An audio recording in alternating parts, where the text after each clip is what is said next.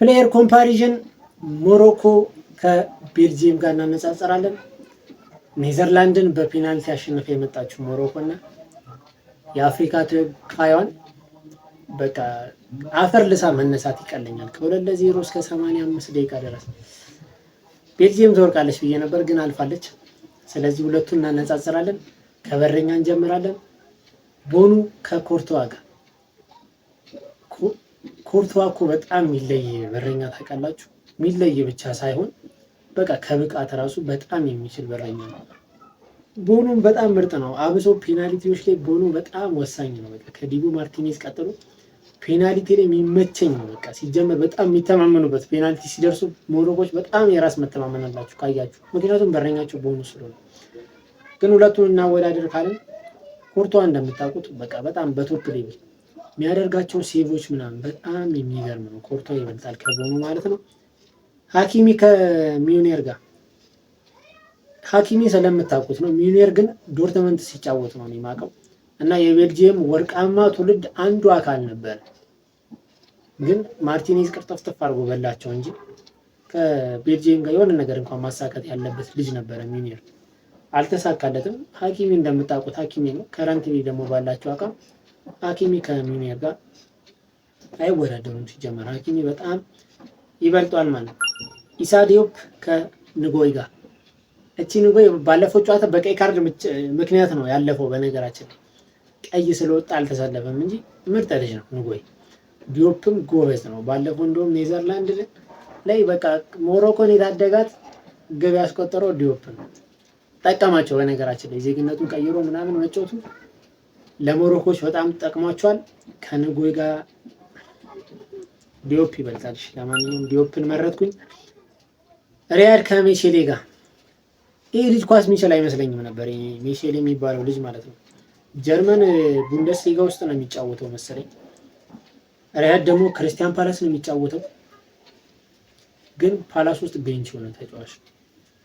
ዓለም ዋንጫ ላይም እኔ ሞሮኮ ብዙም እውነት ይሄን ያህል ያጠቃት ደፍሮ ያጠቃት ቲም ራሱ የለም። በጣም በጨዋታ ኔዘርላንድን አንድ ጎል ማግባቷ ሳይሆን በቃ በጨዋታ ብልጫ ነው ያሸነፈችው። ፔናልቲ ድረስ መሄድ ራሱ ማይገባው ቲም ነበረ ሞሮኮ። ግን ሜሼሌ ይበልጣል ከሪያድ ጋር ማለት ነው። አሁን ዓለም ዋንጫ ላይ ስለሆነ ነው ሁለቱንም እያዩዋቸው ያለው። ስለዚህ እስካሁን ባላቸው አቋም የሜሼሌ የተሻለ ተጫዋች ከሪያድ ጋር ማለት ነው። ካስታኜ ከማዝራዊ። ካስታኜ እያረጀ መጣ መሰለኝ። ፉላን ቤት ውስጥ ራሱ ቤንች እየሆነ ነው። ማዝራዊ ደግሞ ምርጥ ልጅ ነው። ስለዚህ ማዝራዊ ከካስታኜ ይበልጣል ማለት ነው። ኦናና ከኤልአልናዊ። ኦናና ራሱ እኮ ቤንች ሆኗል። በነገራችን ላይ እዚህ ቤልጂየም ላይ ኦናና ቤንች ሆኗል። አርሰናል ሲፈልገው የአስቶን ቪላ ወሳኝ ጉዳት አስቸገረው መሰለኝ። ይሄ ልጅ ቤንች ሆኗል። ይሄ ልጅ ደግሞ በጣም ነው የሚችለው። የት ነው የሚጫወተው? በእናታችሁ የት ነው የሚጫወተው? በጣም ይችላል። ዓለም ዋንጫው ላይ ነው በቃ በጣም እያየሁት ያለሁት። ግን በቃ እንደ ቁመቱ እንደ ጥረቱ ምናምን አይደለም። እግር ኳስ የምር በጣም ይችላል። እኔ መሀል ሜዳ ላይ እንደዚህ ኩር እያለ እንዴት ኳስ እንደሚያስጥል እንዴት እንደሚጫወት። ስለዚህ ኤልአልናዊን እመርጣለሁ አሁን ከረንት ላይ ባላቸው አቋም ስለሆነ ማለት ነው። ቦአዲ ከቴሌማንስ። ቴሌማንስ የቤልጂየምም የአስቶን ቪላም ወሳኝ ተጫዋች። የቤልጂየም ጭራሽ ዴብሮይኔ ባለበት ቤት ውስጥ ካፒቴን ቴሌማንስ ነው። ቦአዲ ደግሞ ዓለም ዋንጫ ላይ ራሱን እያሳየ ያለ ልጅ ነው። ገና 18 ዓመቱ ነው። ለሊል ነው የሚጫወተው። አሁን ምናልባት ሲቲም እየፈለገው ነው፣ አርሰናልም ሲባል ነበረ። የሆነ ቲም ብቻ ሊገባ ይችላል። የሆነ ትልቅ ቲም እኔ ይመስለኛል ዶርትመንት ሊገባ ይመስለኛል። ጥሩ ተጫዋች ነው። ቴሌማንስ ግን ይበልጣል ከቦአዲ ማለት ነው። ትሮሳርድ ከዲያዝ።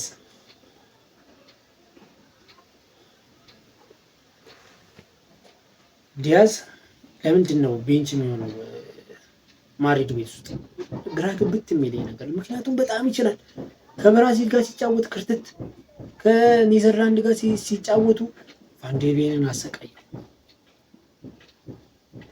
ዲያዝ ጎበዝ ተጫዋች ነው። ትሮሳርድ ደግሞ ዓለም ዋንጫ ላይ አርሰናል ውል ማስፈረም አለበት የሚያስብል ፐርፎርማንስ ነው እያሳየ ያለው።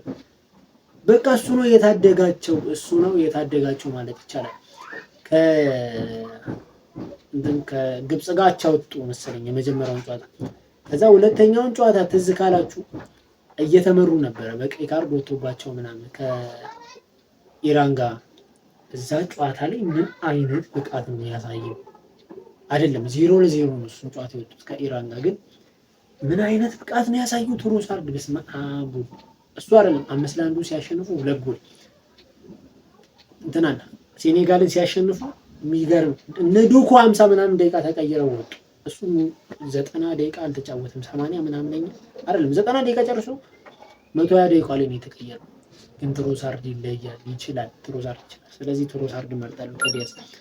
ዴብሮይኔ ከኡናሂ ያው ይሄ ግልጽ ነው ሲጀመር። ኡናሂ ጂሮና ነው የሚጫወተው። ዓለም ዋንጫ አፍሪካ ዋንጫ ሲመጣ ራሱ የሚያሳየው ባለፈው ዓለም ዋንጫ ላይ ትዘራቸዋል ፖርቹጋልን ሲያሸንፉ ያሳየው ብቃት የሚገርም ነበረ። ግን ትልቅ ቤት እየተጫወተ አይደለም። ከማርሴ ወደ ጂሮና ሄዷል። ጂሮና ላይ አሁንም ወሳኝ ተጫዋች ነው። ዴብሮይኔ ግን ይበልጣል ከኡናሂ ጋር። ዶኩ ከኤልካኑስ ይሄ ምንም ጥርጥር የለውም ዶኩን እንመርጣለን ማለት ነው። ሳይባሪ ከኬቴላሪ ሙኒክ የሚገርም ልጅ አግኝቷል። ሙኒክ በጣም የሚገርም ልጅ አግኝቷል። ዴኬተላሪ የሚባለው ልጅ ደግሞ አትላንታ ነው የሚጫወተው። አትላንታ ላይ ብዙ ጎል ነው የሚያስቆጥረው። በነገራችን ላይ ከ10 ምናምን ጎል አለው። ሳይባሪ ግን ይችላል። ምን አይነት ግብ ነው የሚያስቆጥረው ደግሞ ዓለም ዋንጫ ላይ ብራዚል ላይ ቺፕ ስኮትላንድ ላይ መረቡን በጠሰው። ስለዚህ ሳይባሪ ይበልጣል ማለት ነው ከኬቴላሪ። ሞሮኮ ከቤልጂየም ጋር በዚህ መልኩ አነጻጸርን። ሰብስክራይብ ማድረግ እንዳይረሳ። ይመቻችሁ።